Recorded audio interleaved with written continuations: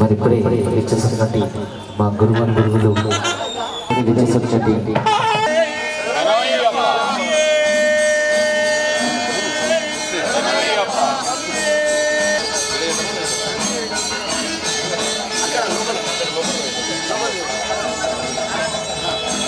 శ్రీరామ్ జై శ్రీరామ్ జై శ్రీరామ్ జై శ్రీరామ్ జై శ్రీరామ్.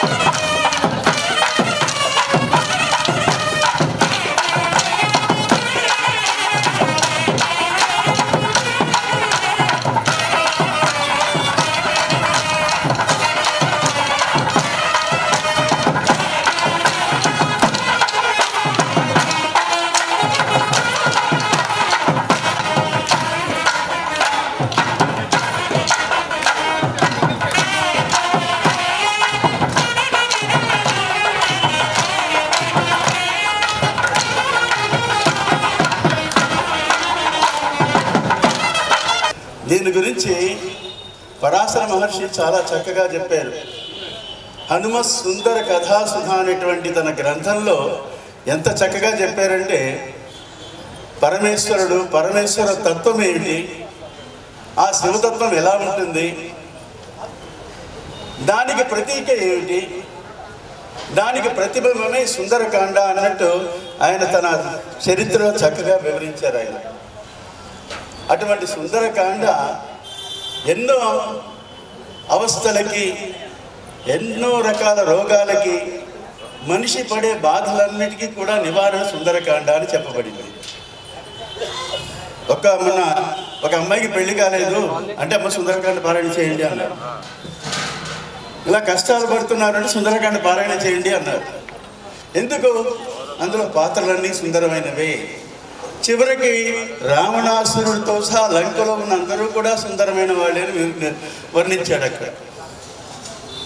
అటువంటి సుందరమైనటువంటి సుందరకాండని ఈరోజు మన గురువుగారి చేతి మీదుగా, శివస్వామి గారి చేతి మీదుగా, బ్రహ్మశ్రీ వేణుమాధవ శర్మ గారి చేతి మీదుగా మనం ఆవిష్కరించడం జరిగింది.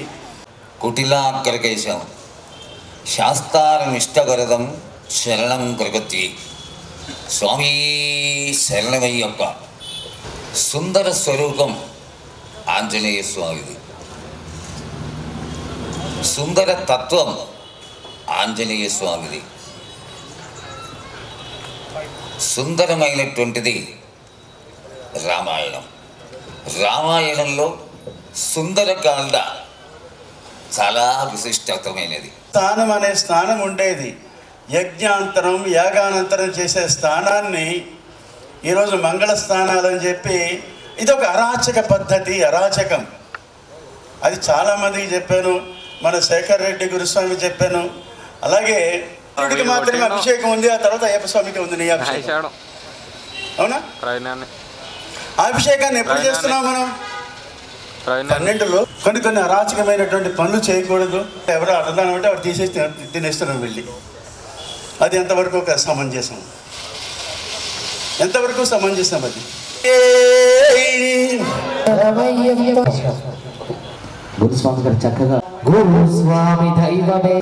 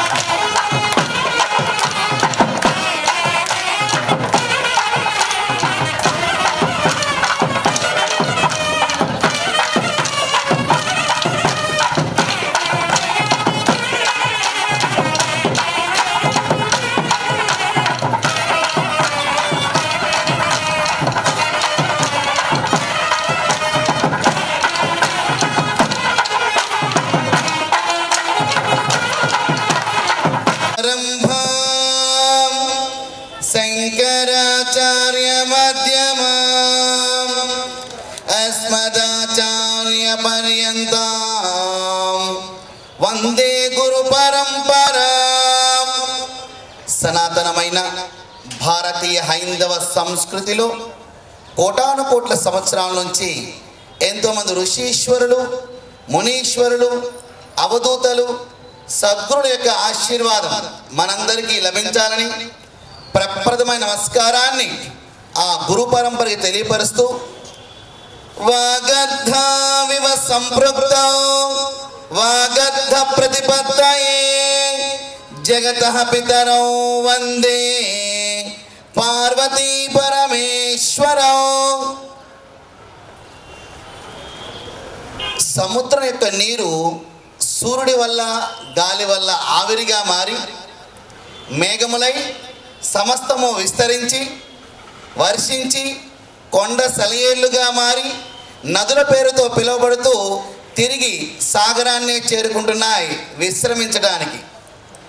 చెట్ల గుబురులో ఉన్న గోల నుంచి పక్షులు విహంగయానం చేస్తూ దూరంగా వెళ్ళి ఆహారాన్ని సంపాదించుకొని తిరిగి తమ గూటికే చేరుకుంటున్నాయి విశ్రమించడానికి.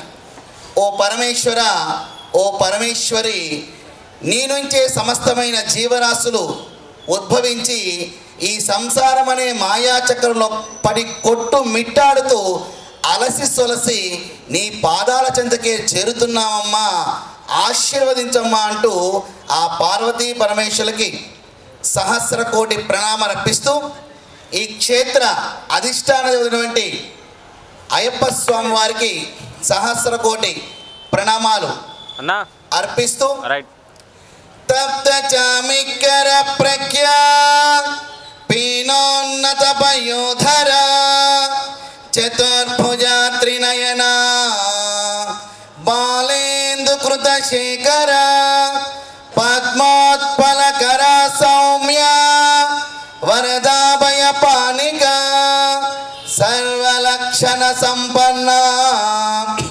సర్వాభరణ భూషిత సిత పద్మాసనాసీన నీలకుంచిత మూర్ధజ. ఋగ్వేదము, యజుర్వేదము, సామవేదము, అధర్వవేదము, ఉపనిషత్తులు, ఇతిహాసాలు, అష్టాదశ పురాణాలు, ఉపపురాణాలు పరమేశ్వరుని యొక్క సద్యోజాత, వామదేవ, అఘోర, తత్పురుష, ఈశాన్యమనే పంచముఖాలలోంచి సప్తకోటి మహామంత్రాలు ఉద్భవించినాయి. ఏంటండి? సప్తకోటి, 7 కోట్ల మహామంత్రాలు. మన గృహంలో చేసుకునే చిన్న పూజా కార్యక్రమం కానించి మన గ్రామంలో చేసుకునే అభిషేక, అర్చన, హోమ, యజ్ఞ, యాగాది క్రతువులు, నూతన దేవాలయ ప్రతిష్టలు, పాత దేవాలయ జీర్ణోద్ధరణలు, అతిరాత్ర మహాయాగాలు, తీర్థయాత్రలు, పుష్కరాలు, కుంభమేళాలు, షోడశ కర్మలు, ఈ సృష్టిలో ఎప్పుడు ఎక్కడ ఎలా జరిగినా ఈ 7 కోట్ల మహామంత్రాలలో ఏదొక మహామంత్రాన్ని ఉపయోగించుకోవాల్సింది.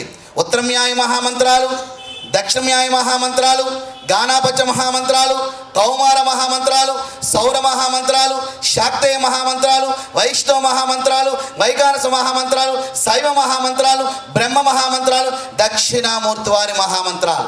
నారాయణాయ, ఓం నమో నారాయణాయ. హరిహరులిద్దరికీ నమస్కరించుకున్నాం. అందరికీ మూలం ఎవరు? ఎవరు? అమ్మ. హరిహరులిద్దరు నమస్కారం చేసుకున్నాం. మన శివుడు అంటున్నారు, ఆయన అమ్మవారు.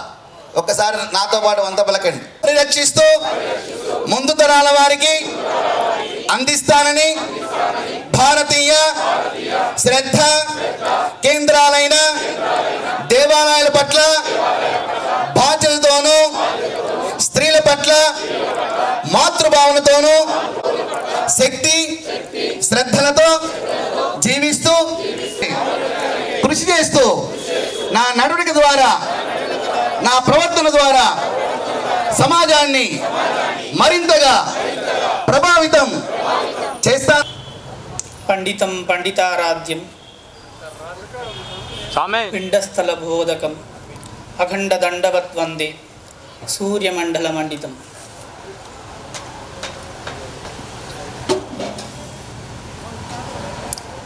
ఇక్కడ ముఖ్యంగా ఒక పూజ, ఒక దేవాలయ దర్శనం, లేదంటే ఆధ్యాత్మిక సంబంధించిన ఏ విషయాలైనా సమయం ఉన్నంత వరకు ఖచ్చితంగా నేను ముందుంటాను. ఈశ్వర్ వాళ్ళు ఒక ఫోన్ కాల్ ద్వారానే మేము రావడం జరిగింది. అంటే మాకు సమయం కూడా లేదు, ఇక్కడ లేను. కేరళ, తమిళనాడు అక్కడ ధర్మ ప్రచార యాత్రలో భాగంగా అక్కడ ఉండేది. వాళ్ళు ఫోన్ కాల్ ద్వారా నేను గౌరవించి వచ్చినానంటే వాళ్ళు చేసే కార్యక్రమానికి విలువ, గౌరవం ఇచ్చి, వీళ్ళు నిర్వహిస్తున్న ఒక గురు సత్కారానికి గౌరవం ఇచ్చి, ఈ కాన్సెప్ట్ చాలా బాగుంది. అయ్యప్ప గురు సాముల సత్కారము, సత్కరించబడాలి. ఆ మాత్రం వాళ్ళు ఎంతో ఉపాసన, ఆరాధన, భగవద్ ఆరాధన చేస్తూ ఉన్నారు కాబట్టి ఆ గురువులకి సత్కరించబడాలి. సత్కారం తీసుకోవాల్సిన అర్హత కూడా వాళ్ళు కల్పించినారు ఈశ్వరు. ప్రతి ఒక్క బస్తీ ప్రతి ఒక్క ఇంటింటికి వెళ్ళి స్వామీజులందరినీ కలిసి అందరిని ఒక దగ్గర గ్యాదర్ చేసి, ఇంత కార్యక్రమము, డబ్బు విషయాలు అదంతా తర్వాత, డబ్బు రాకపోవచ్చు, రావచ్చు. వాళ్ళు ఏ విధంగా కష్టపడుతున్నారో వాళ్ళకి తెలుసు, వాళ్ళ మనస్సాక్షికి తెలుసు, భగవంతుని తెలుసు. కానీ ఇంత ప్రయాసలు కోర్చి చిన్న కార్యక్రమే కదా, ఏం పబ్లిక్ లేరు, పెద్ద టెంట్ లేదు, చాలామంది లేరు, పెద్ద పెద్ద సింహాసనాలు, ఇదంతా లేదు అని అనుకోనీకి లేదు. ఇక్కడ అది భక్తి మార్గంలో వెళ్తున్నాము. ఒక ఆధ్యాత్మిక కార్యక్రమము, ఒక భక్తి కూటమి. ఇలాంటి కార్యక్రమానికి రావడానికి, మనమందరం ఇక్కడ గ్యాదర్ కావడానికి ఏర్పాటు చేసిందంటే ఆ పుణ్యం కూడా ఈశ్వరికి తప్పకుండా దక్కుతుంది. అయ్యప్ప గురుస్వామి దీక్ష సంబంధించిందంటే పూర్తిగా అయ్యప్ప సంబంధించిన ప్రధానమైన నియమాలు: శీతల స్నానం, భూతల శయనం, ఏకముక్తం, బ్రహ్మచర్యం. ఇవి మాత్రము ప్రధానమైనవి. ఈ ప్రధానంగా మనం ఇవి పాటిస్తూ, ఇంకా మిగతా చిన్నవి చాలా ఉన్నాయి మనం పాటించాల్సిన విషయాలు, ఆచారాలు, సాంప్రదాయాలు చాలా ఉన్నాయి. ప్రధానమైన ఈ అయ్యప్ప దీక్షలో పాటించాల్సినవి ఈ ప్రధానమైన 4 సూత్రాలు. ఈ సూత్రాలు పాటించుకుంటూ, ఒక గురువుని గౌరవిస్తూ, తల్లిదండ్రులు గౌరవిస్తూ, భగవత్ ఆరాధన చేసుకుంటూ మనం ముందుకు వెళ్ళడానికి అయ్యప్ప మాల అనుకోండి, శివ దీక్ష అనుకోండి, దుర్గా, మిగతా రకరకాల దేవతల ఆరాధన దీక్షలు చేయొచ్చు. అన్నిటికంటే కొద్దిగా భిన్నమైన ఆచార సాంప్రదాయాలతో కూడుకున్నది అయ్యప్ప స్వామి దీక్ష. కొద్దిగా భిన్నంగా ఉంటుంది. కష్టం అనుకునే వాళ్ళకి అది చాలా కష్టం, చాలా ఈజీ అనుకునే వాళ్ళకి అది చాలా ఈజీ. దీంట్లో ఎన్నో ఆరోగ్య సూత్రాలు ఉన్నాయి. ఈ అయ్యప్ప దీక్ష తీసుకోవడం వల్ల ఆధ్యాత్మికంగా ఎలా ముందుకు వెళ్ళాలా, పూజ ఏ విధంగా చేయాలి, దేవాలయాల దర్శనం ఎలా చేయాలి, ఎవరితో ఎలా ప్రవర్తించాలి, ఎవరితో ఎలా మాట్లాడాలి, తల్లిదండ్రులతోటి, తోబుట్టులతోటి, సహచరులతోటి, సమాజంతో ఒక గురువుని ఎలా గౌరవించాలి అనేది ముఖ్యంగా తెలుస్తుంది. ఎంత మహాత్ములైనప్పటికీ కూడా నేనైనా కూడా నా గురువులను అనుసరించి నేర్చుకున్నాను. ఇప్పటికీ 30 సంవత్సరాలు కూడా లేవు నాకు. ఇంత చిన్న వయసులో భగవత్ అనుగ్రహము, గురువు ఆశీర్వాదము, తల్లిదండ్రుల ఆశీర్వాదం ఉంది కాబట్టి ఆధ్యాత్మికంగా ఒక భక్తి సాధనలో, భక్తి మార్గంలో ముందుకు వెళ్ళగలుగుతున్నానంటే పూర్వజన్మ సుకృతము ఉండాలి. తల్లిదండ్రులతో ఎలా ఉండాలి, తోబుట్టులతో ఎలా ఉండాలి, రాజ్యం ఎలా పరిపాలన చేయాలి, సహచరులతో ఎలా మెలగాలి, సమాజంలో ఎలా ఉండాలి అనేది రామాయణంలో పూర్తిగా వివరించి ఉంటుంది. ఒక రామాయణం అర్థం చేసుకుంటూ మన సమాజంలో ఎలా ఉండాలని రాముని అనుసరిస్తే తెలుసుకోవచ్చు. అంత గొప్ప మహాకాండాన్ని వీళ్ళు ఊరేగింపుతో తీసుకొచ్చి ఆవిష్కరణ చేయడం చాలా సంతోషము. ఉడత భక్తితో చేసినట్టుగా ఇది ఒక మార్గము, భక్తికి ఒక సోపానం లాంటిది. ఈ దీక్షలో ప్రధానంగా తెలుసుకోవాల్సింది ఏంటంటే పూర్తిగా అహంకారం వదిలేయాలి. నేను 10 సార్లు 20 సార్లు 50 సార్లు 30 సార్లు కాదు వేసుకోవడం దీక్ష మాల. భగవంతుని ఎవరు చేరుకోగలుగుతున్నారు? ఎంత పెద్ద పడి పూజలు చేయడం కాదు. డబ్బు ఉన్నవాడు చేస్తున్నాడు, డబ్బు లేనివాడు చేయట్లేదు. ఆ డబ్బు వాడికి ఇచ్చినాడు భగవంతుడు, వీడికి ఇవ్వలేదు. కానీ ఆ శక్తి, వాళ్ళకున్న యుక్తి, వాళ్ళ మనసులో భగవంతుని మీద ఉన్న భక్తి ఎవరికి ఉంటుందో వాళ్ళకి మాత్రమే ఉంటుంది. కోటీశ్వరుడు అయినంత మాత్రానికి వాళ్ళకి ఉన్నదో మనం నిర్ణయించలేం. కోటీశ్వరుడు 1 కోటి రూపాయలు హుండీలో సమర్పించినా అంతే ఫలితము. పేదవాడు 1 రూపాయి హుండీలో సమర్పించినా అదే ఫలితం భగవంతుడు ఇవ్వగలుగుతాడు. భక్తి ముఖ్యం. భక్తితోటి సాధించగలిగేవి చాలా ఉన్నాయి, చాలా ఉదాహరణలు ఉన్నాయి. పూర్వకాలంలో ఎంతోమంది వ్యయ ప్రయాసలతోటి, భక్తితోటి, సాధనలతోటి ప్రాణాన్ని కూడా ప్రాణంగా పెట్టి వాళ్ళు ముందుకెళ్ళి మోక్షాన్ని పొందినారని ఎన్నో ఉదాహరణలు ఉన్నాయి. కాబట్టి మనం భక్తి ముఖ్యం. పెద్ద గొప్పగా ఆర్భాటాలు చేయకపోయినా కూడా భక్తితోటి సాధించవచ్చు.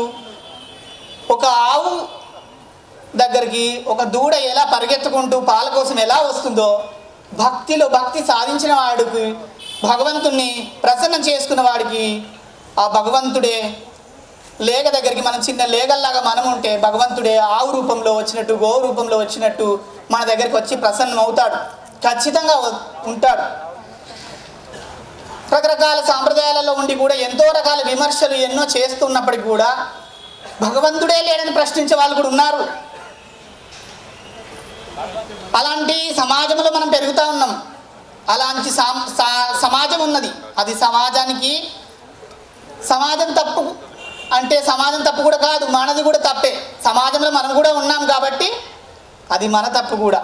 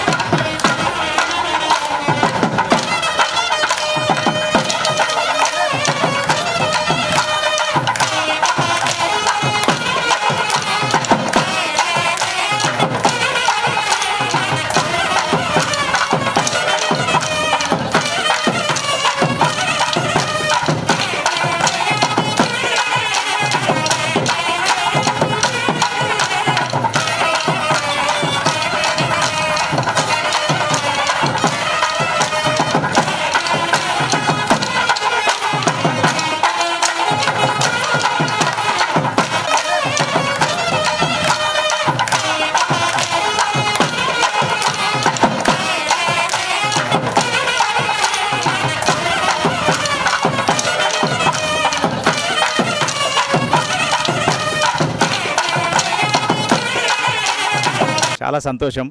స్వామియే శరణం అయ్యప్ప. ప్రతి సంవత్సరం ఈశ్వర స్వామి, శ్రీ బుచ్చిరెడ్డి స్వామి, మిగతా స్వాములందరూ కూడా ప్రతి సంవత్సరం ఇక్కడ జరుగుతూ ఉంది. గత సంవత్సరం భగవద్గీత పుస్తకం ఆవిష్కరణ చేసినారు. మంత్రులు, అధికారులు, ఐఏఎస్ ఐపీఎస్ అధికారులు వచ్చినారు. ఈసారి కూడా సుందరకాండ చక్కని పుస్తకం స్వామి ఆధ్వర్యంలో ఆవిష్కరించడం జరిగింది. అది కూడా అందరికి ఇవ్వడం జరిగింది. మన రాష్ట్రం ఆంధ్రప్రదేశ్, కర్ణాటక మాత్రమే కాకుండా దేశంలో ఉన్న ప్రముఖ స్వాములంతా కూడా ఈ కార్యక్రమానికి విచ్చేయడం, అద్భుతంగా, దివ్యంగా, భవ్యంగా ఈ స్వామి అయ్యప్ప యొక్క ఈ కార్యక్రమం జరగడం చాలా సంతోషం వేసింది. మేము సివిల్ స్వాములం కానీ చాలా ఉత్తేజితులమై ఆనందపడ్డాం. ప్రతి సంవత్సరం కూడా ఈ కార్యక్రమం ఇట్లనే జరగాలని, ఆ స్వామి ఆశీస్సులు ఉండాలని, ఆ హిందూ సమాజం జాగృతం కావాలని, భక్తి మరింత పెరగాలి, భక్తితో పాటు దేశభక్తి కూడా పెరగాలని సమాజ కార్యం చేస్తున్న స్వాములందరూ కూడా ఈ సందర్భంగా నేను అభినందిస్తూ సెలవు తీసుకుంటున్నాను. అయ్యప్ప మ్యాగజీన్ 6 సంవత్సరాల క్రితం ప్రారంభమయ్యి ఈ సంవత్సరం కూడా మనము ఇది 6వ సంవత్సరం జరుపుకుంటున్నాం. ప్రతి నెల 12 మాసానికి ఒక చొప్పున 12 నెలలుగా ఇస్తూ ఇవాళ 6 సంవత్సరాలు పూర్తి చేసుకున్న సందర్భంగా ఇవాళ సుందరకాండ అనే ఒక పుస్తకాన్ని మనం ఇవాళ రిలీజ్ చేయడం జరిగింది. పూజ్య మహానుభావులు స్వామి సంతుల ఆధ్వర్యంలో, గురుస్వాముల ఆధ్వర్యంలో ఇవాళ జరగడం అనే కార్యక్రమం జరిగింది. ఈ కార్యక్రమానికి విచ్చేసి ఈ యొక్క సుందరకాండనే ఎందుకు ఎన్నుకున్నారంటే సుందరకాండలో ఎలాంటి కష్ట నష్టాలు వచ్చినా కూడా ఆనాడు సీతమ్మ వారు అశోకవనంలో ఉండి ఏ విధంగా అయితే బాధను అనుభవిస్తున్నప్పుడు ఈ యొక్క హనుమంతుడు వెళ్ళి సుందరకాండ నిలవితే తీసుకున్నప్పుడు ఆమె ప్రశాంతతకు శాంతతకు ఆ యొక్క నిలయముగా కారడం జరిగింది. అందు కారణంగానే ఇవాళ సుందరకాండని ప్రతి ఇంట్లో కూడా స్మరిస్తూ ఇవాళ హనుమాన్ చాలీసులు ఏ విధంగా అయితే 40 బీజాక్షరాలు ఉన్నాయో ఒక పవర్ఫుల్ ఒక మెసేజ్ అంటే ఒక మనిషికి కావలసినటువంటి శక్తిని అక్కడ స్వామివారు ఇచ్చారు. అదేవిధంగా సుందరకాండ చదువుకుంటే కుటుంబం కూడా ఎప్పుడు కూడా ప్రశాంతతగా ఉంటుంది, రాజ్యం కూడా ప్రశాంతతగా ఉండాలనేది. ఇవాళ ప్రతి దగ్గర కూడా అలజడికి లోనవుతూ చిన్న విషయానికి అలసట చెంది అయ్యాల చిన్న విషయం లోపల కోపతాపాలకు ఎక్కువ మూల్యాన్ని చెల్లించుకోవాల్సి వస్తుంది. అందుకోసమే ప్రశాంతత కావాలంటే మనిషికి ఈ అయ్యప్ప దీక్ష చాలా ముఖ్యం. ఈ దీక్షలో చాలా నియమ నిబంధనలు ఉంటాయి.